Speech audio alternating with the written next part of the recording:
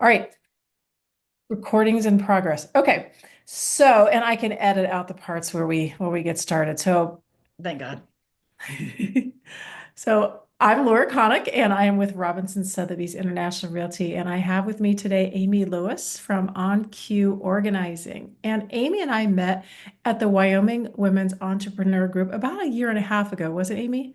I think it was, yeah. Yeah, and so we talked for a while about, working together and looking forward to working together and finally we got the opportunity and I thought it was wonderful and I really appreciate Yes. that you brought me in. So Amy had, I'll just give you the little highlights. Amy had reached out to me. She had a client, an older couple. They were in the process of downsizing a very large house. They had already picked out a much smaller location that it turns out they've already moved from to a little bit bigger location, didn't they? They did. Yeah, so they picked out a smaller location and they had to downsize, and it was just so overwhelming for them. And Amy brought me in as the realtor, and I walked in the house and I was overwhelmed, and I've moved a lot. So Amy, why don't you walk us through because I know what I did after, and I honestly think I had the easy part. So why don't you walk everybody through what you did to get them ready so that I could sell the house? Absolutely. What we do at OnQ Organizing is we're a concierge-based service, meaning we can do everything full service from the very beginning, getting them walking in the door, like Laura said, walking in and looking around, going, "Oh my goodness, how is this going to happen?" To the very end, walking out from their new place with their dishes in the cupboard, everything set up, their clothes hanging in the closet. So we usually start with a move like this. It's best to start with imagining how you want to live in your new space. So you, sorry, I have a cat. So we do a 3D ground plan for them, and we go over to their new space, measure everything, uh, measure their furniture that they're wanting to move, show them in the 3D ground plan how it's all going to look, because that's how you can really imagine yourself in your new space and make sure that it's safe to move everything in your new space. And that ground plan is really the key. I suggest that even if it's just you and a piece of paper and graph paper, I highly suggest you doing that ground plan because that's how you really get to envision your new space. And then from there, it makes your decisions a little bit easier. We help declutter, downsize, decide what's going. It's a little easier when you actually know the space. We can set up everything from the other vendors that are going on, and then we help you move. Well, you made it sound a lot simpler than it really was. So, what are some of the other vendors that you need to get involved to help a client that's been in their house for 40 years move out and downsize? It depends on what time they brought us in. Like I was brought in at the beginning of this family that we're talking about. So I got to recommend to them lovely real estate agents that I had worked with before and liked. And then you actually brought in a home stager and a cleaning company in collaboration with me. That's something that I can also do. You happen to have great people that you knew who worked out beautifully. And then we also worked with auctioneers to help sell some of their items. We worked with junking to help clean out the rest of the items that weren't going to family and weren't able to be sold. Um, and so we do full service, whatever they need. That whole thing, I remember us sitting down with Lisa Parker, the stager with the staging company, and the schedule that we put together. We almost killed those poor people. No, we didn't. Not really. I think they thought so at the towards the end, and he was like, "Why are we doing this so quickly?" I was like, "Sir, you wanted this to happen so Yes, yes, quickly, because I but you're told in him charge." January. Yeah. Yeah, I said January. He's like, "Oh, that's too far away." I'm like, "Okay." So we Okay. sat down and you had everything mapped out. You're going to be out on this date, and I'm going to have your kids are going to come through on this date, and then the auctioneer is going to come through, and then Junk King is going to come through, and then I just came in right behind you. Actually, I think we got the handyman in while you Oh, were the doing all of handyman. that. That's right. Yes, and then the painter for the outside, and we ended up having to need an exterminator. That was a Hmm. surprise for some little furry creatures that had made a home. And the cleaner and then the stager and the photographer. But honestly, it is funny because I know you said I don't really, you thought my job was hard. I thought your job was hard. So I guess between the two of us, we were a really good team, but we mapped that out and it was amazing. And I still talk about that when I talk to people about moving like this is going to feel big. But we have a crew that we have, I think we called ourselves the dream team. We had a crew that Right. had really, we had put together. I mentioned the word downsizing. That's something we've done a few times. And it sounds easier than it is. So what do you do to help people downsize? Yeah, it does sound easier than it is. It's Mhm. really it's emotionally difficult, and it is for some people it's physically difficult. If you are getting on in age and you just don't have the endurance to do it. Sometimes I feel like I don't have the endurance to do it of my own house. Um, and more than not is the emotional aspect of downsizing. So what we do is we work with the clients to go through, and it can be as simple as holding up each piece of clothing and saying, are you sure this fits? Do you really want to use it? Kind of talking them through the thing. We're pointing out that this doesn't look like it's been worn in 10 years. It's still in the dry cleaner bag and it says 19 something on it, right? Perhaps it's time to let it go, right? And sometimes just the fact that it's not a family member telling them that, and also that the client's always in control, so they get to make the decision. I tell them I don't care what they're taking to the house. They can take 500 pairs of shoes and one pair of pants. If that's how you want to live your life, that's how you live your life. More power to you. It just has to fit, in this.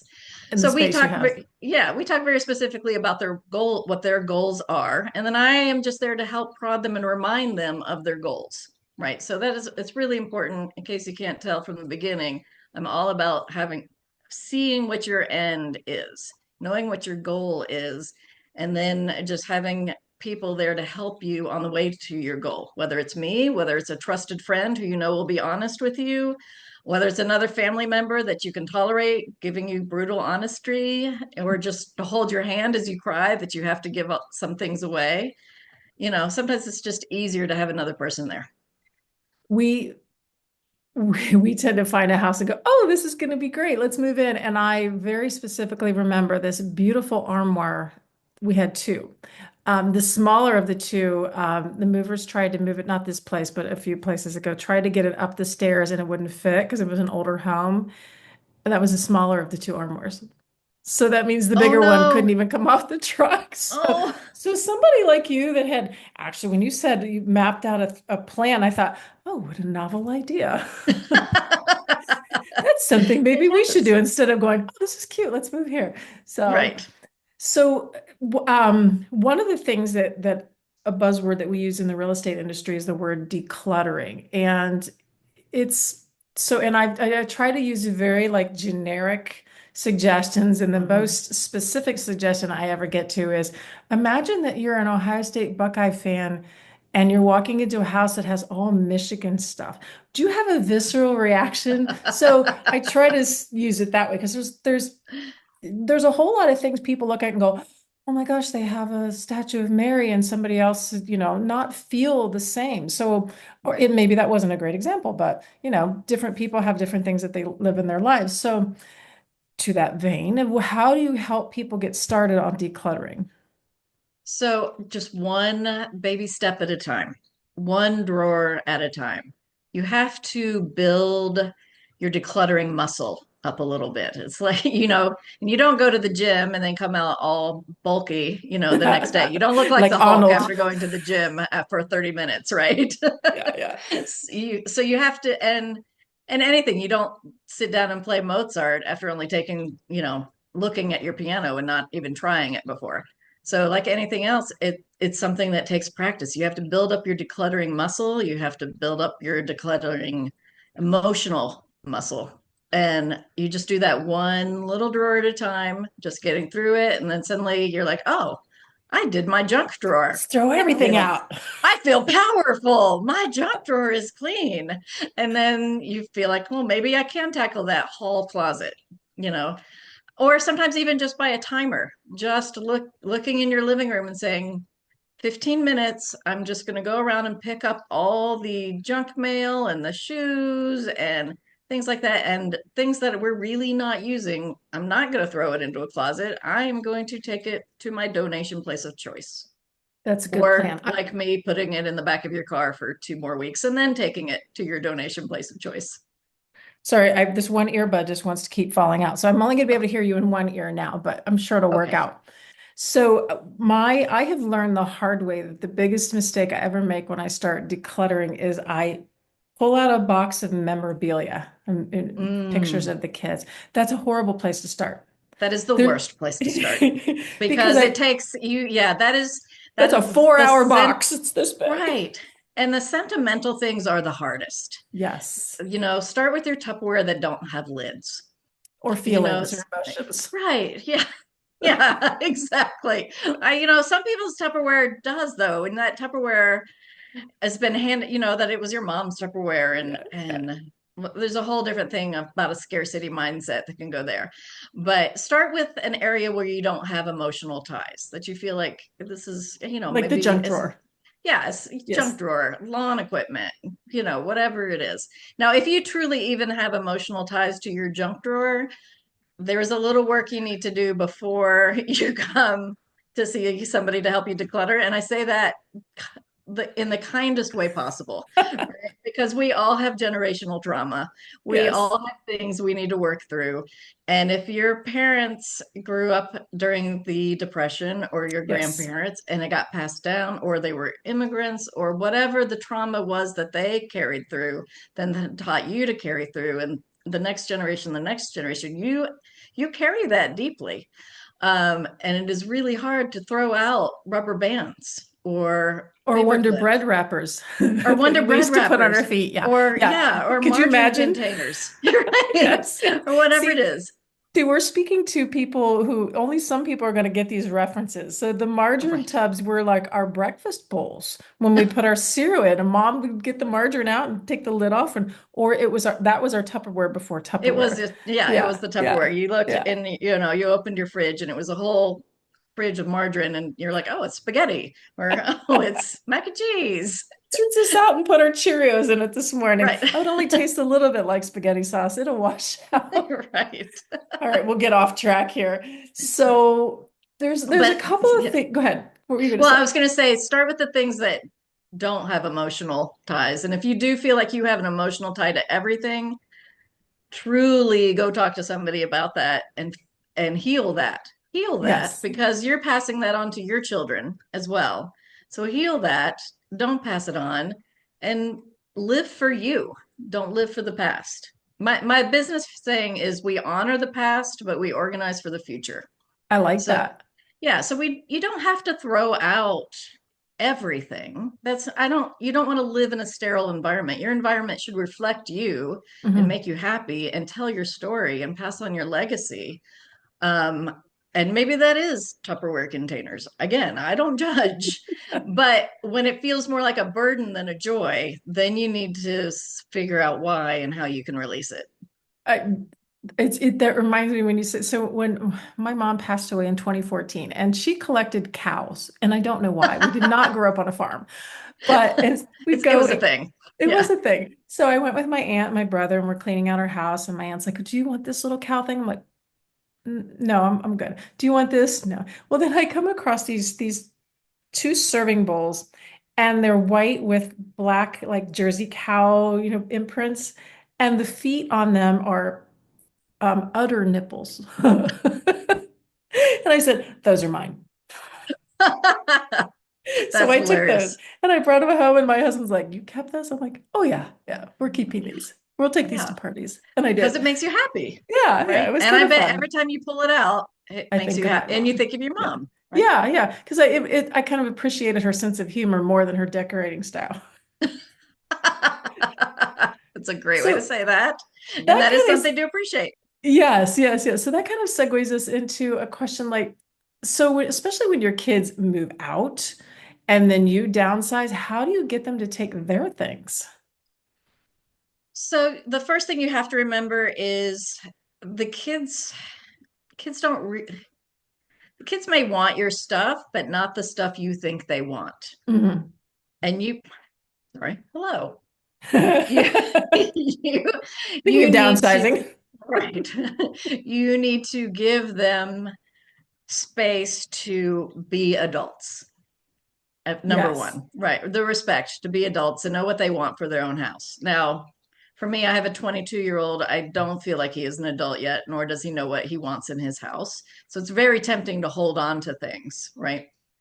However, I he's not going to want his kindergarten pictures. He doesn't care about, and not, I mean, ones he drew, right? He Yeah. doesn't Yeah. Yeah. know, Yeah. he doesn't care. He doesn't remember. He didn't even like doing it. He hated art class, right? So I'm holding on to those for me. So first you have to identify, why are you trying to pass them on to your kids because you feel guilty throwing them away? So Hmm. are you passing along your trauma, instead of healing it and throwing it away?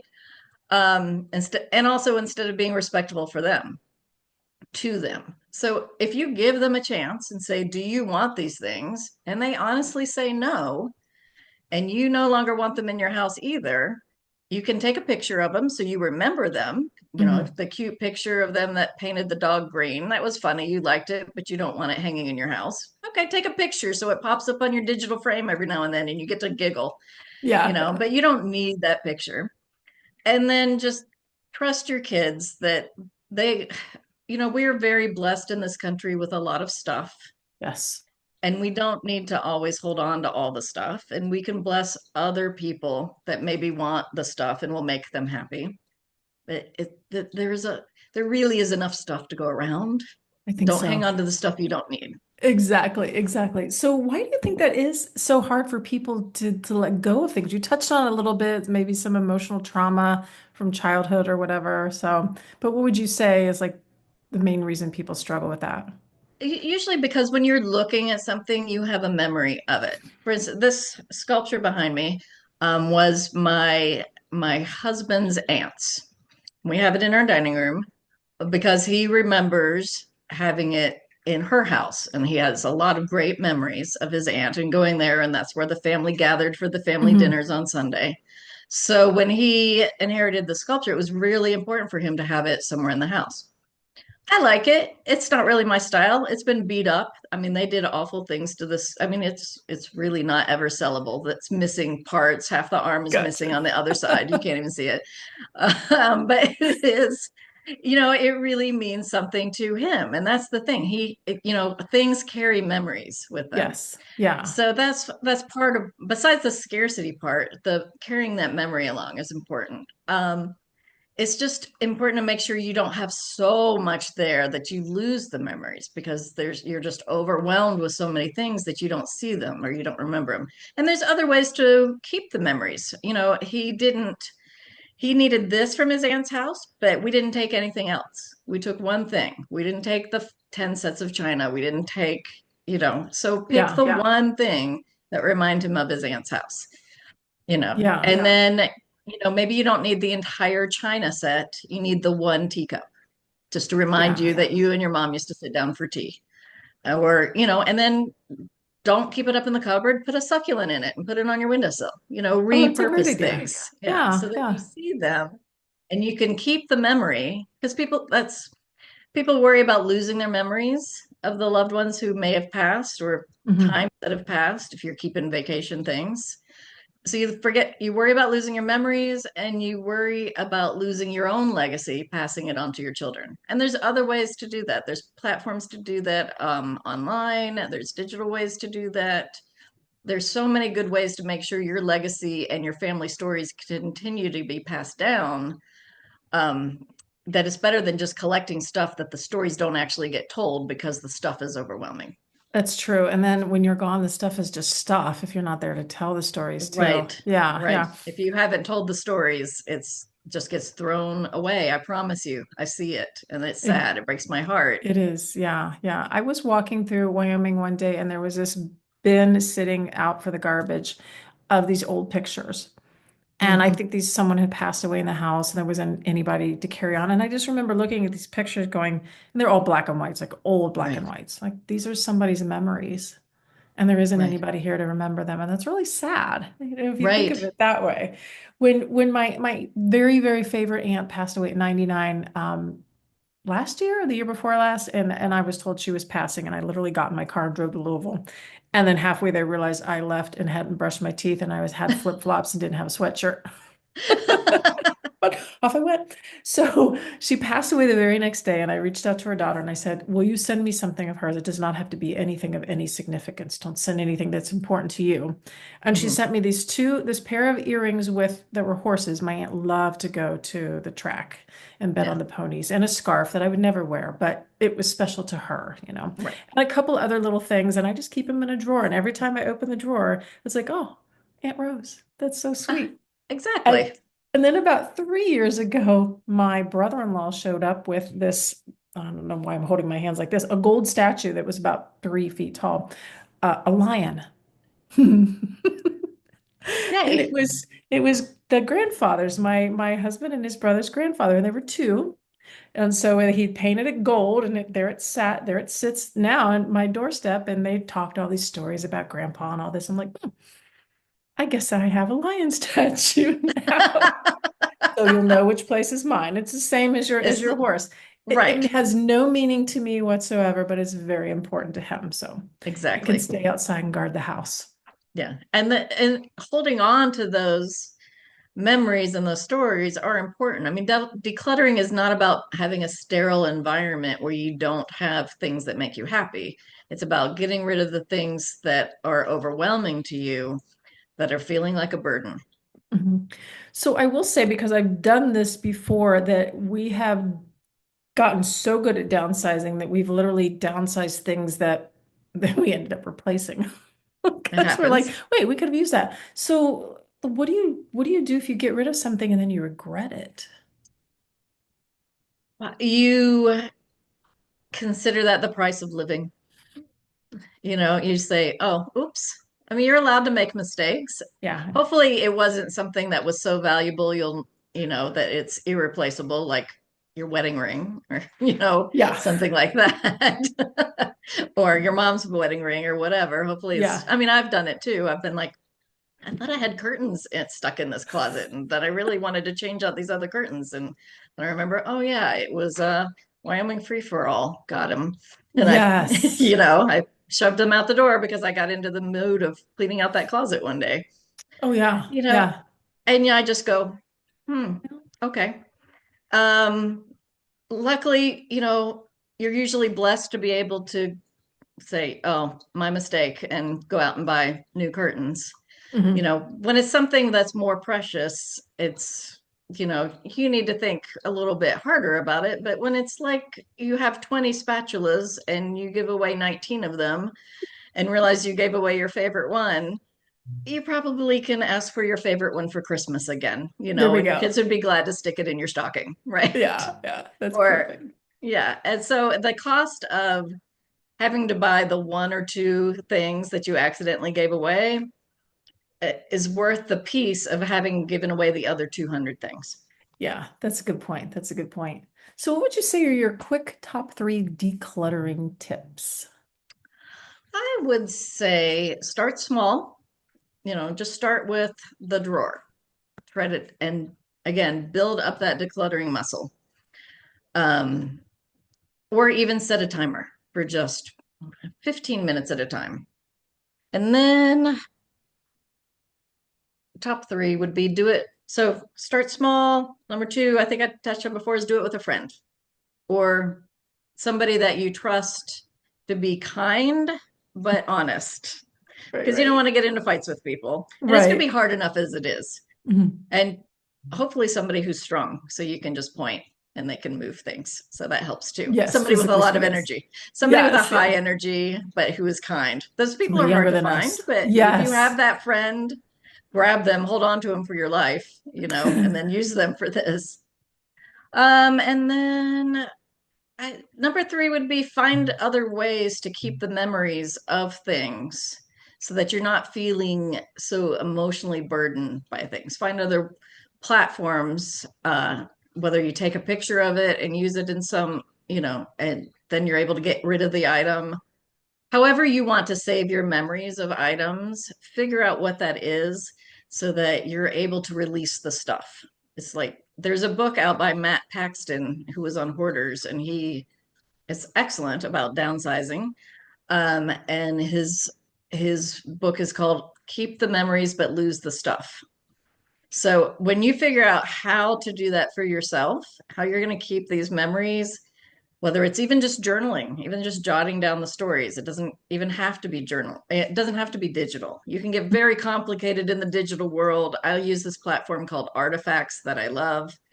Um, but once you figure out how you want to do it, how you want to keep the memories and let go of the stuff, that makes a difference. Then you have a way to move forward as opposed to just looking at everything and going, I don't know what to do. Right. That makes sense. That makes sense.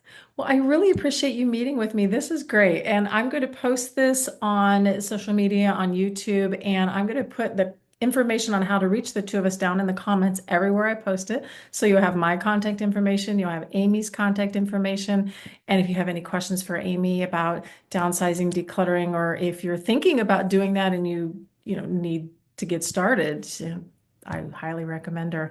And this has been great. Thank you so much for doing this little Zoom with me. April was my downsizing and decluttering month, and we just got in at the very end. So, Yes. but it's always the season for decluttering. So this is a Yes. timeless topic. Well, again, thank you so much. I really appreciate your time Thank you. and have a great day. All right, I just stopped the recording. I think I Yay. stopped the recording.